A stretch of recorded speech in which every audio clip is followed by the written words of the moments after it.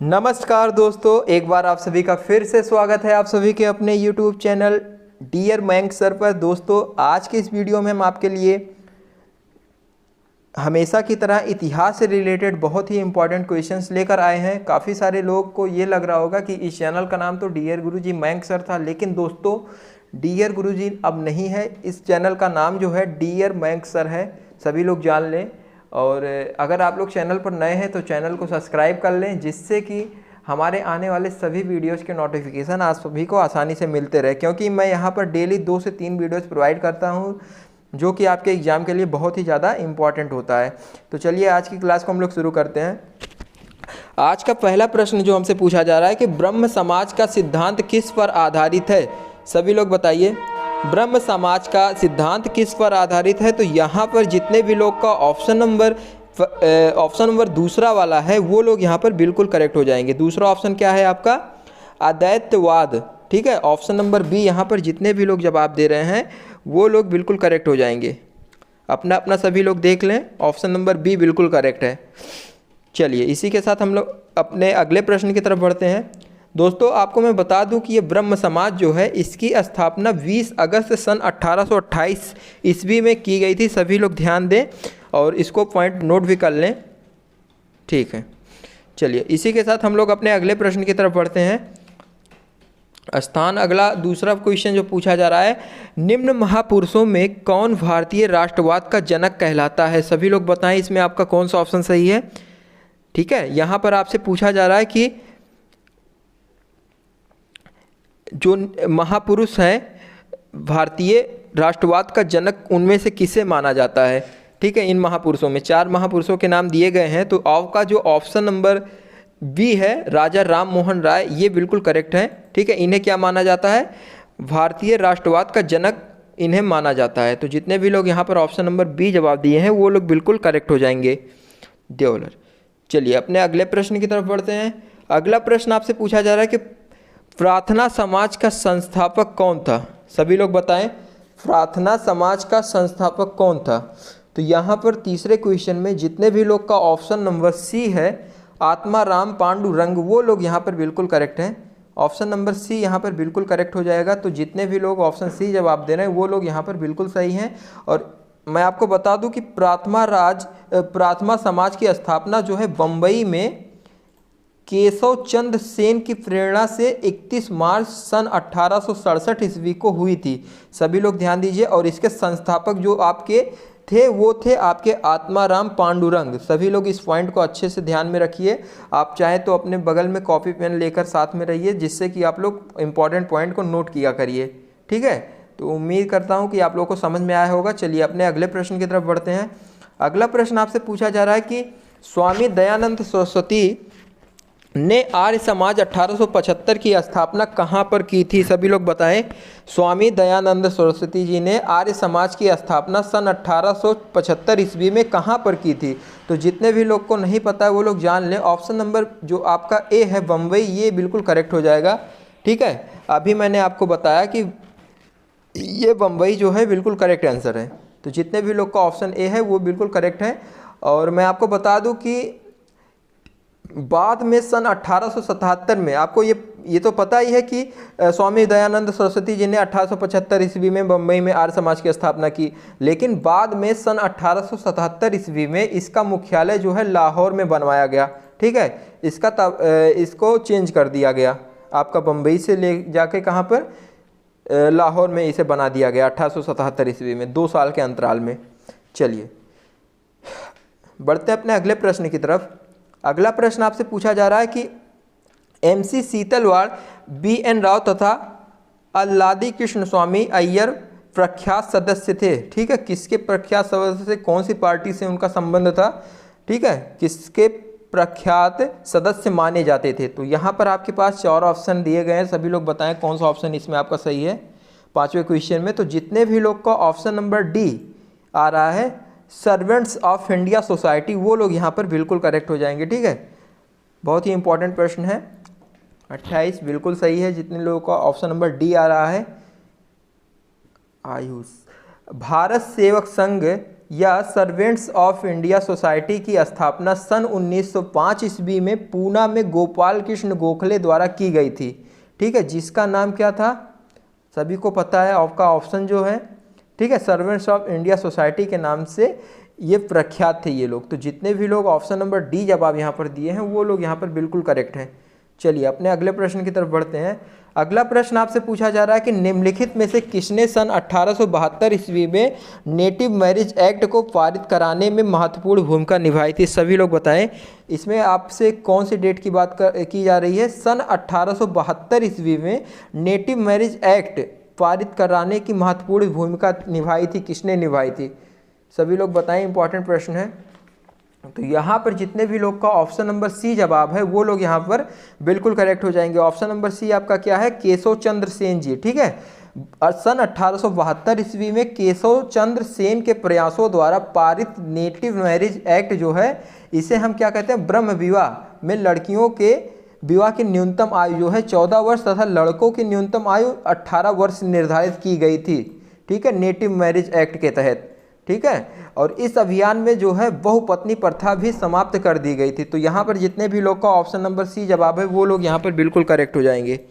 चलिए अपने अगले प्रश्न की तरफ कि बहु समाज का संस्थापक कौन था? सभी लोग बताएं, बहु समाज का संस्थापक कौन था? तो इसमें जितने भी लोग का ऑप्शन नंबर बी आ रहा है जवाब वो लोग यहाँ पर बिल्कुल करेक्ट हो जाएंगे, मुकुंद राव पाटिल। ठीक है, ऑप्शन नंबर बी आपका जो है मुकुंद राव पाटिल जो थे, ये बहुजन समाज का संस्थापक इन्हें ही माना जाता है।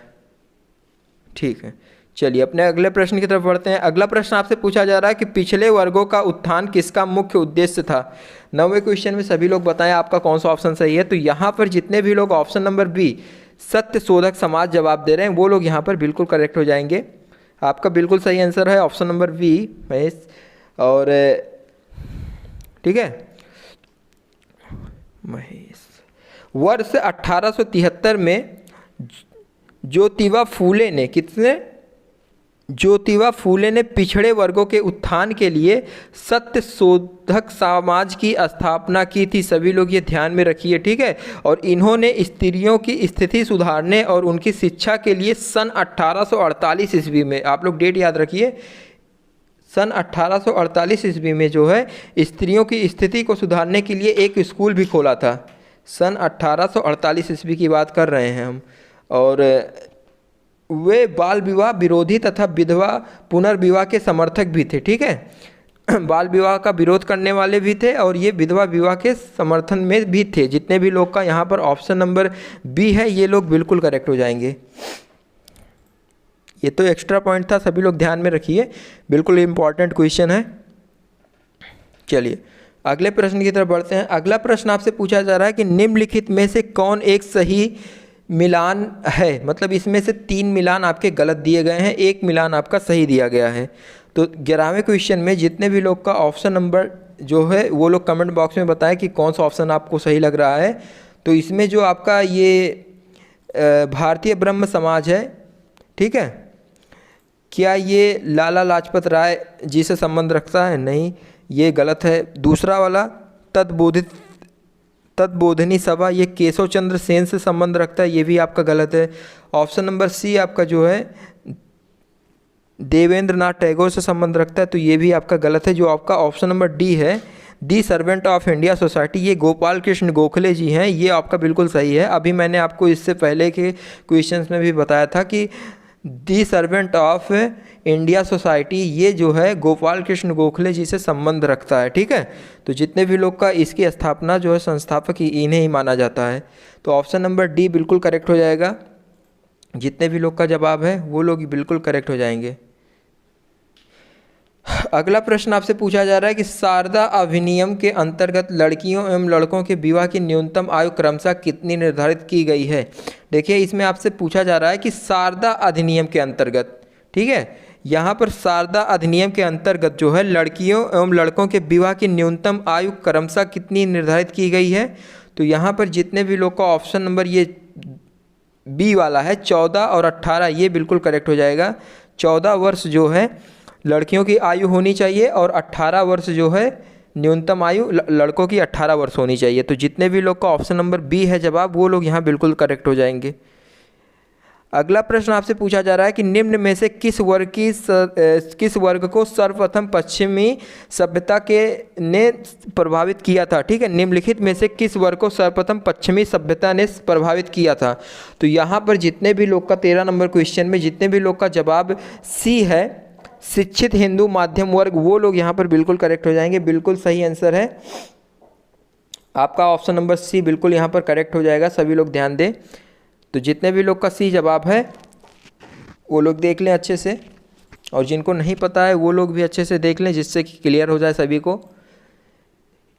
चलिए इसी के साथ हम लोग अपने अगले प्रश्न की तरफ चलते हैं। अगला प्रश्न आपसे पूछा जा रहा है कि किसने कहा कि यदि भगवान अस्पृश्यता को सहन करते हैं, ठीक है, तो मैं उन्हें कभी भगवान नहीं मानूंगा।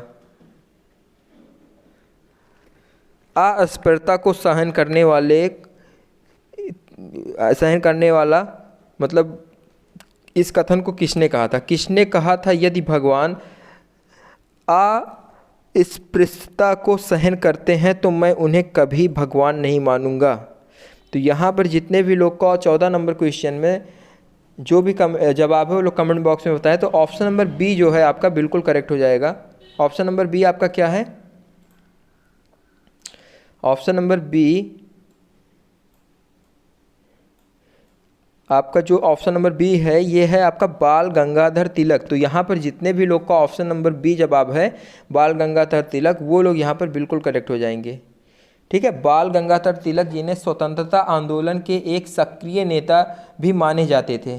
ठीक है, इन्हें प्रायः लोग क्या कहते थे, भारत का बेताज बादशाह इस नाम से भी जाने जाते थे ये। तो जितने भी लोग को नहीं पता है वो लोग जान ले, बहुत ही इंपॉर्टेंट प्रश्न है। चलिए इसी के साथ हम लोग अपने अगले प्रश्न की तरफ बढ़ते हैं। अगला प्रश्न पूछा जा रहा है कि 19वीं शताब्दी के उत्तरार्ध में नव हिंदूवाद में सर्वश्रेष्ठ प्रतिनिधि किसे माना जाता है। 16 नंबर क्वेश्चन में सभी लोग जवाब देने की कोशिश करें। तो आपका जो ऑप्शन नंबर बी है स्वामी विवेकानंद, ये बिल्कुल करेक्ट है। तो जितने भी लोग का ऑप्शन नंबर बी जवाब है वो लोग यहाँ पर बिल्कुल करेक्ट हो जाएंगे। नव हिंदूवाद के सर्वश्रेष्ठ प्रतिनिधि स्वामी विवेकानंद जी को माना जाता है। सभी लोग यहाँ पर ध्यान दें। और इन्हें 1863 से 1902 ईस्वी तक रामकृष्ण परमहंस की शिक्षा दी गई थी। ठीक है, इनके गुरु क्या थे? रामकृष्ण परमहंस जी इनके गुरु माने जाते हैं। ठीक है, जितने भी लोग का ऑप्शन नंबर बी है यहाँ पर बिल्कुल करेक्ट हो जाएंगे। चलिए इसी के साथ हम लोग अपने अगले प्रश्न की तरफ बढ़ते हैं। अगला प्रश्न ध्यान से देखिए, आपसे पूछा जा रहा है कि महाराष्ट्र के किस समाज सुधारक को लोकहितवादी कहा जाता था। ठीक है, बताएं आप लोग सभी लोग, महाराष्ट्र के किस समाज सुधारक को लोकहितवादी कहा जाता था। 17 नंबर क्वेश्चन इंपॉर्टेंट है, तो सभी लोग बताएं इसमें कौन सा ऑप्शन सही है। तो यहाँ पर जितने भी लोग का option number D Gopal Hari Deshmukh आ रहा है वो लोग यहाँ पर बिल्कुल करेक्ट हो जाएंगे। ऑप्शन नंबर डी यहाँ पर बिल्कुल करेक्ट है। महाराष्ट्र के समाज सुधारक गोपाल हरि देशमुख को माना जाता है। और मैं आपको बता दूं कि 1823 से लेकर 1892 ईस्वी तक, ठीक है, कब से कब तक? 1823 से 1892 ईस्वी तक। जितने भी लोग का यहाँ पर ऑप्शन नंबर डी है बिल्कुल करेक्ट हो जाएगा। तो चलिए इसी के साथ हम लोग अपने अगले प्रश्न की तरफ बढ़ते हैं। अगला प्रश्न आपसे पूछा जा रहा है कि कलकत्ता के सुप्रसिद्ध प्रेसिडेंसी कॉलेज पूर्व हिंदू कॉलेज की स्थापना किसने की थी। सभी लोग बताएं आपका कौन सा ऑप्शन सही है। तो 18 नंबर क्वेश्चन में जितने भी लोग का ऑप्शन नंबर बी जवाब है राजा राममोहन राय, वो लोग यहाँ पर बिल्कुल करेक्ट हो जाएंगे। राजा राममोहन राय जो है सन 1817 ईस्वी में सुप्रसिद्ध प्रेसिडेंट कॉलेज जिसका नाम है हिंदू कॉलेज, ठीक है, पूर्व हिंदू कॉलेज, इसकी स्थापना इन्होंने की थी सन 1817 ईस्वी में। ठीक है, चलिए अगला प्रश्न आपसे पूछा जा रहा है रामकृष्ण मिशन की स्थापना किसने की थी। सभी लोग ध्यान दें, रामकृष्ण मिशन की स्थापना किसने की थी। तो यहाँ पर जितने भी लोग स्वामी विवेकानंद जी जवाब दे रहे हैं वो लोग यहाँ पर बिल्कुल करेक्ट हो जाएंगे। नरेंद्र नाथ दत्त इनको इस नाम से भी जानते थे। तो जितने भी लोग का ऑप्शन नंबर बी है बिल्कुल करेक्ट हो जाएगा।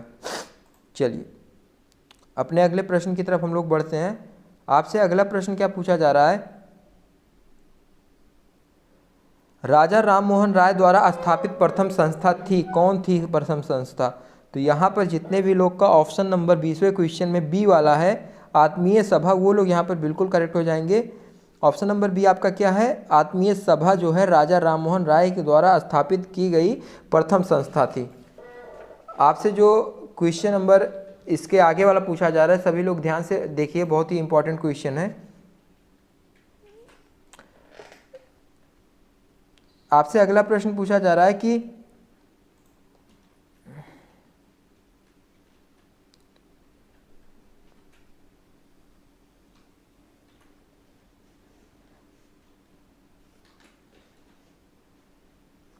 भारतीय राष्ट्रीय कांग्रेस की स्थापना कब हुई थी? सभी लोग बताइए, भारतीय राष्ट्रीय कांग्रेस की स्थापना कब हुई थी? सभी लोग जवाब देने की कोशिश करिए, इसमें आपका कौन सा ऑप्शन सही है।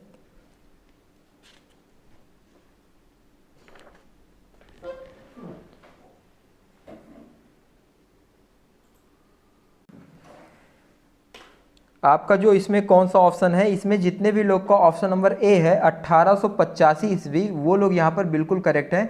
भारतीय राष्ट्रीय कांग्रेस की स्थापना जो है 28 दिसंबर सन 1885 ईस्वी में बम्बई के ग्वालियर टैंक नामक स्थान पर हुआ था। ठीक है, जितने भी लोग का यहाँ पर ऑप्शन नंबर ए है जवाब, वो लोग यहाँ पर बिल्कुल करेक्ट हो जाएंगे। चलिए दोस्तों, इसी के साथ हम लोग अपने अगले प्रश्न की तरफ बढ़ते हैं। अगला प्रश्न आपसे पूछा जा रहा है कि निम्नलिखित में से किसे भारतीय अशांति के जनक के रूप में माना जाता है? तो यहाँ पर जितने भी लोग का ऑप्शन नंबर दूसरे क्वेश्चन में जितने भी लोग का ऑप्शन नंबर सी है लोकमान्य तिलक, वो लोग यहाँ पर करेक्ट हो जाएंगे बिल्कुल। लोकमान्य तिलक जी जो हैं, इन्हें भारतीय अशांति के जनक के रूप में माना जाता है। चलिए इसी के साथ हम लोग अपने अगले प्रश्न की तरफ बढ़ते हैं। शेर ए पंजाब के नाम से इनमें से कौन मशहूर थे? सभी लोग बताएं। शेर ए पंजाब मतलब पंजाब का शेर, इसका मतलब ये है इसके नाम से कौन मशहूर था? तो जो ऑप्शन नंबर आपका सी है लाला लाजपत राय, ये ठीक है, पंजाब के जो है ये शेर माने जाते थे। तो जितने भी लोग ऑप्शन नंबर सी जवाब दिए हैं वहाँ पर बिल्कुल करेक्ट हो जाएंगे।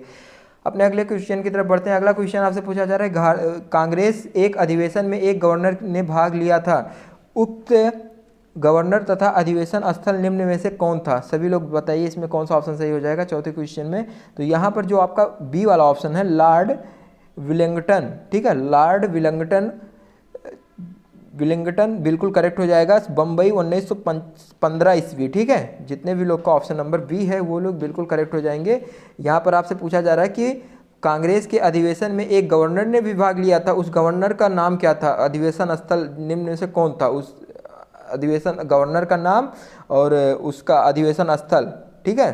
तो अधिवेशन स्थल जो था वो आपका बम्बई 1915 की बात है, और जो गवर्नर जनरल था जिसने भाग लिया था उसका नाम है लॉर्ड विलिंगटन, ठीक है। जितने भी लोग का ऑप्शन नंबर बी है जवाब, वो लोग यहाँ बिल्कुल करेक्ट हो जाएंगे। अगले प्रश्न की तरफ बढ़ते हैं। अगला प्रश्न आपसे पूछा जा रहा है कि वर्ष 1938 के भारतीय राष्ट्रीय कांग्रेस के हरिपुरा अधिवेशन की अध्यक्षता किसने की थी? सभी लोग बताएं पांचवें क्वेश्चन में।